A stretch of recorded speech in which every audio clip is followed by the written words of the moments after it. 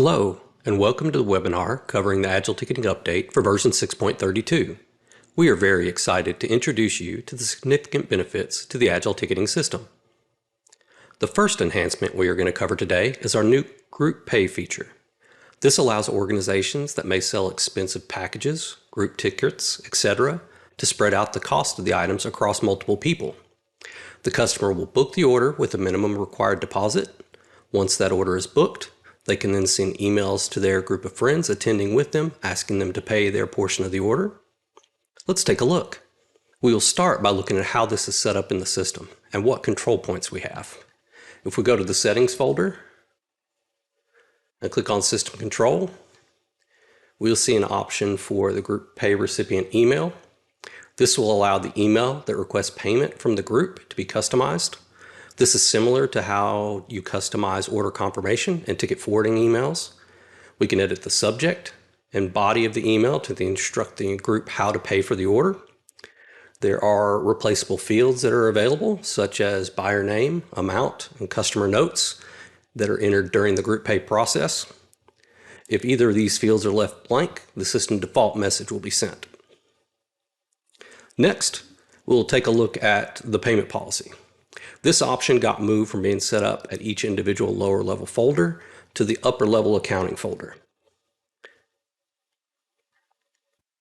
I will click on the web policy, and we see that we've added several new properties to control what this applies to and how it is used.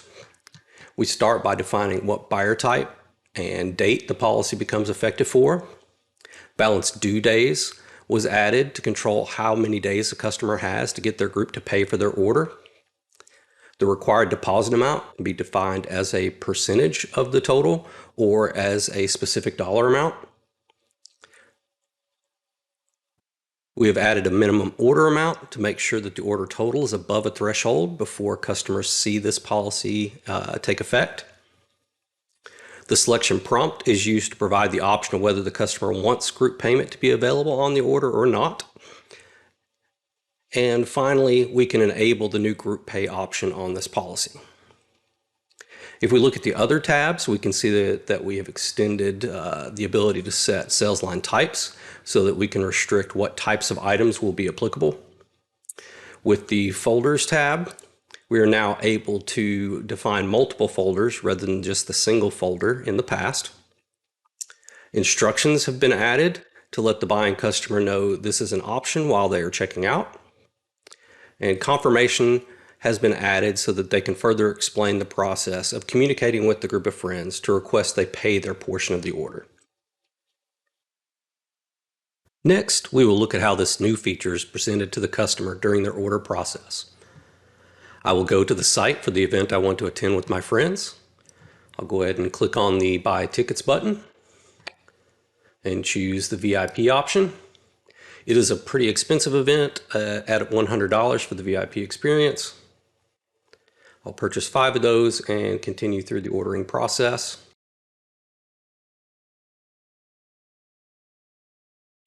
Once I get to the payment option, I see the new section with our defined instruction text asking if we want to use the new group payment feature.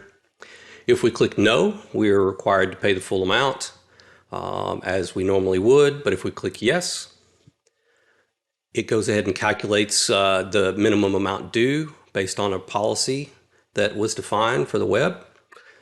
This can be increased to pay for more of the order if we want. From here, I can go ahead and input my payment information and accept the terms and conditions and apply the payment. Next, we see the order receipt that shows the group pay confirmation instructions we defined earlier. This provides us with 2 options. We can go make another payment ourselves by going and clicking the Make Payment button. And we can choose what amount we want to add on to that payment. The other, we can choose the group payment email option to send out instructions to our group on how to pay their part. When we click this, we see how much still needs to be paid for on the order. We can specify that the amount should be divided equally among the recipients, or that each recipient will pay a specific amount. I'll go ahead and enter information for my two friends. And I'll go ahead and add a message to my friends, letting them know this is where they pay for their part of the tickets. And then we'll go ahead and click send email. So from here, we can go ahead and close this out. What we'll see is that below, we can go ahead and see that I've gone ahead and applied the $157.50. Today, under my name, we still have that $400 balance due. So let's go jump in and see what it's going to look like to one of our friends. Here we can take a look at what group friend received in his email. We get the information that we need to pay for the VIP experience. We can go ahead and click on that submit payment link. This brings up the option for us to pay our $200 portion of the tickets. We go ahead and input our payment information and go ahead and click make payment and close. And on the receipt, we can see that both John and group friend have made payments on the order. And as a result of this payment, the original customer will also get an email updating them that group friend has made their payment. Next, we will dive back into the process of managing the group pay orders. If we visit emails and letters in Portal, we can add a new communication to our group pay customers. We will click new email and letter, choose the orders balance due option,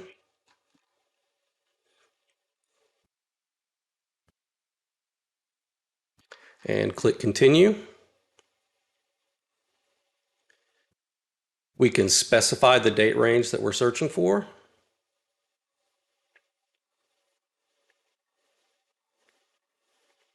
We could optionally define the sales channel, like if we needed to separate out web orders versus box office orders. And we can choose whether we only want to look at orders that are past due or not. If we look at the data return for this email, we can see that we've added the due date, the balance due age, the days remaining, and the days past due. And this helps us manage communicating with the group pay orders as any deadlines come about and come due. Next, we will look at how to deal with the orders that have passed the deadline. We'll jump into the Sales app and click on Support Functions and Balance Due Orders. With this tool, we can pull up orders based on criteria such as if they are past due, group pay, or both. We can select which orders we want to manage. We can then click the Cancel Orders button. We will get a confirmation that we do want to cancel everything and refund all payment methods. We'll click Yes and wait for that to complete with the cancellation process. One last thing to note is that if the customer selected e-delivery for tickets, they will not receive them until the order is fully paid for by all attendees in the group. The next enhancement on our list are several new additions to our online portal. We have now added support for editing catalog items such as concession, merchandise, and ticket packs. Also, we can now edit inventory groups as well as user roles and permissions. Let's take a look. We will start by looking at the new options in our main menu. We now see options for concessions, merchandise, and multi-packs.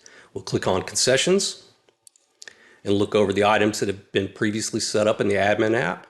From here, we can add new items or edit one of these that already exist. We'll go ahead and click on Blue Moon to edit that concession item. From here, we see the same properties that have been available within the admin app, such as the name, the product group, delivery method, inventory, pricing information, images, and descriptive fields. Now, let's jump on over to the settings area under the general settings and take a look at inventory group. From here, we can add new inventory groups or edit ones that already exist. For instance, I'll go ahead and click on the edit icon for artist hold, And we notice that the same fields and editing capabilities that are available within the admin app are now in the portal.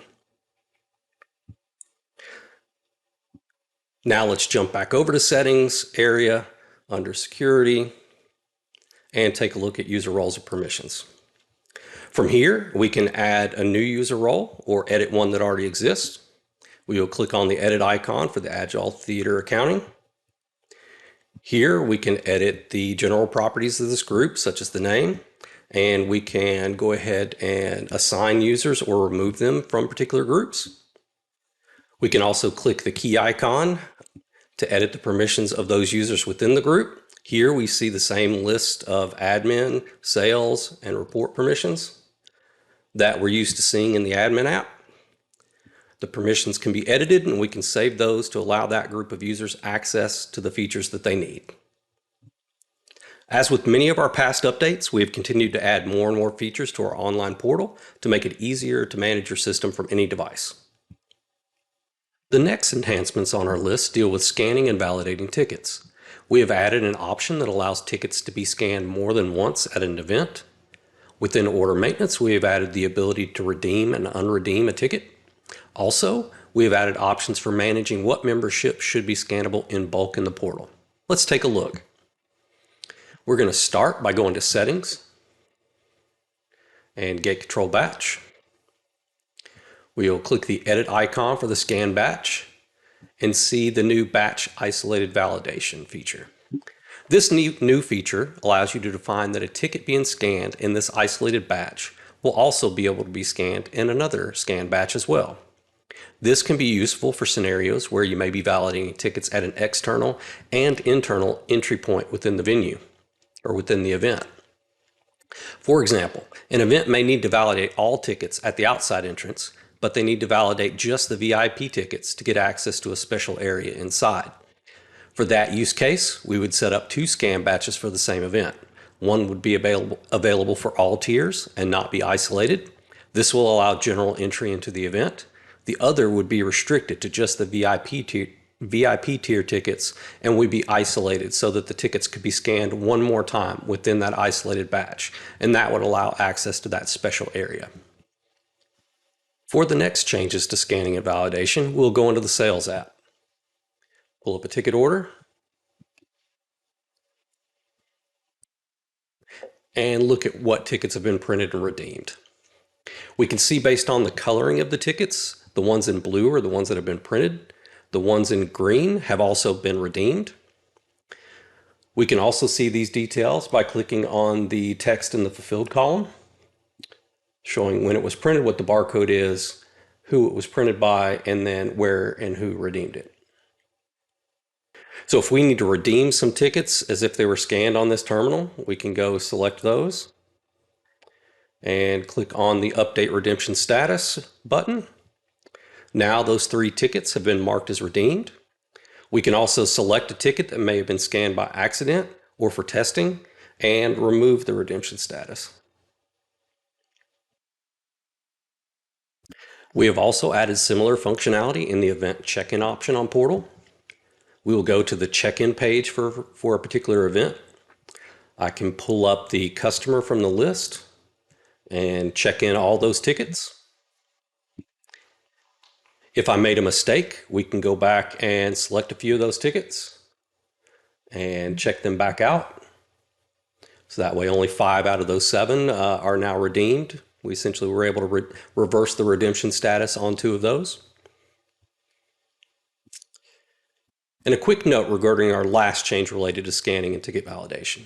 We've made it even easier to manage scanning for a large number of events at once, like at a film festival.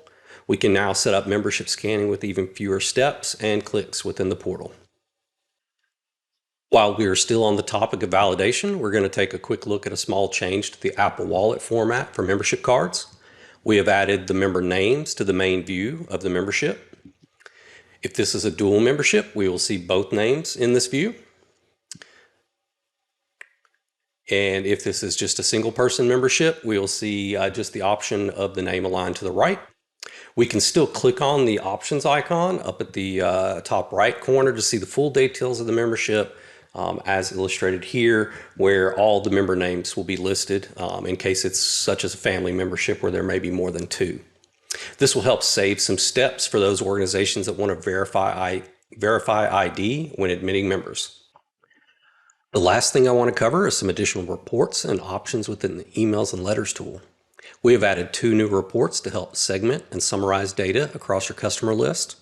We have also added 4 new email and letter data sets to assist with sponsorship management. Let's take a look. We will start by going to Reports, clicking to expand the Customer section, and opening up the Customer with Sales Line Type Summary Report. We can select our date range and the sales line types we want to summarize by.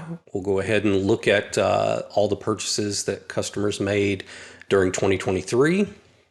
And we're going to only care about those purchases for concessions, donation, general admission, membership, and merchandise. And we'll go ahead and run that to Excel. So this data will help give us an understanding of the value of the customers that purchased during the period.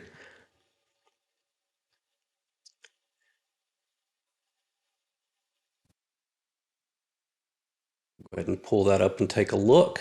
And from this, we can see that we ran it for the full year of 2023. We ran it for those selected sales line types, and we pulled back about 15,000 customers that had purchase activity across one or more of those.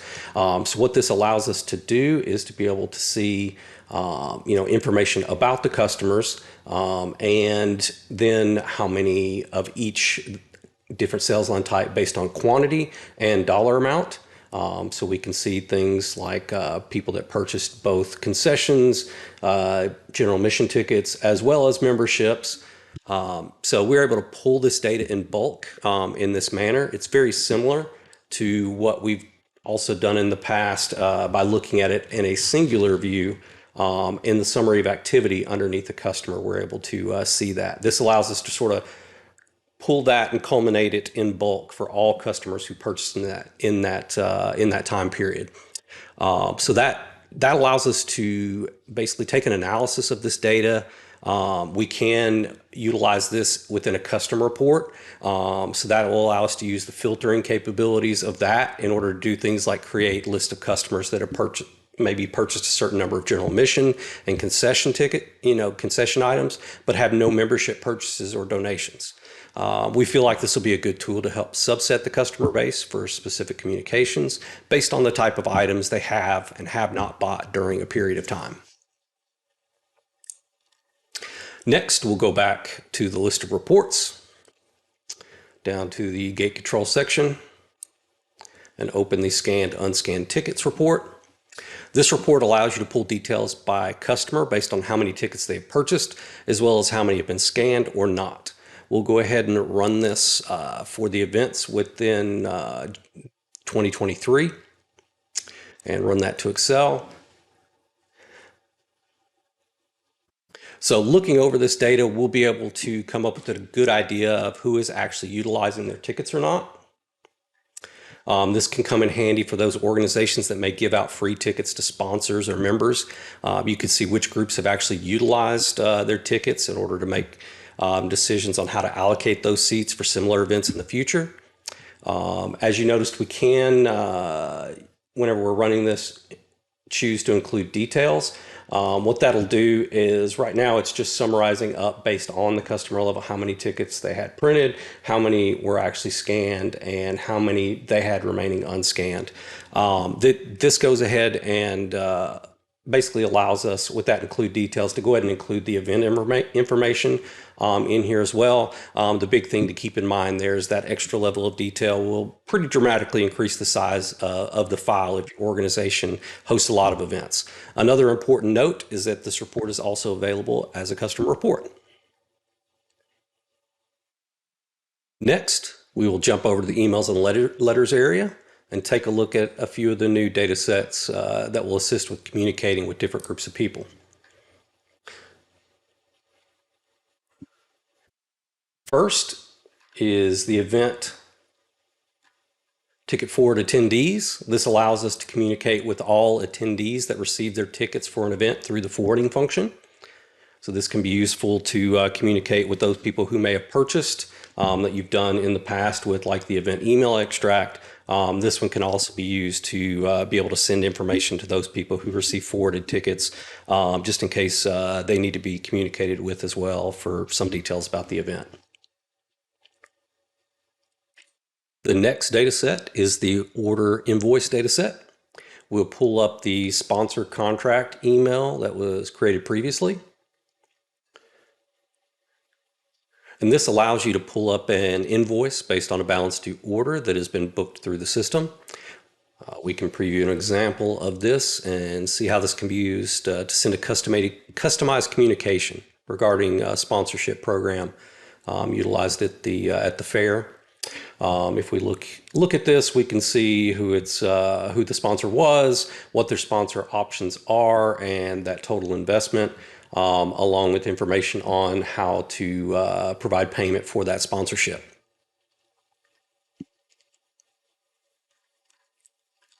The next one is the investment summary. We'll take a look at the sponsor report, the email that was created previously. This allows you to follow up essentially on people's sponsorships. After the event. This allows you to define what the attendance on the event was. If we go ahead and preview this, we could see an example of how this is formatted up for that same client after the fact, being able to provide them with, based on what sponsorship items they did do, we're able to assign value based on fair market value on those items to say essentially what's the value per impression of each attendee in order to assign a value, and then give them essentially that return on investment, an understanding of out of their $7,000, what kind of return on investment are they getting based on those eyeballs that would have seen advertising with their logo and all that at the event. The last data set we're going to look at is the customer classification. So this data set will pull a list of customers segmented by a specified classification. A customer can have one or more classifications. If we take a look at an organization that has classifications turned on, we can pull up a customer record, for instance, go to the classifications and choose one or more of the classifications that are defined and assign it to this particular customer. When we look at the example we've already defined of the email for those 2023 sponsors, we could take a look and see those customers segmented, so that way we can communicate with them for various purposes. So that way we can basically segment those customers and be able to communicate with them in bulk. Thank you for joining in so we could explore these new enhancements for our upcoming system update.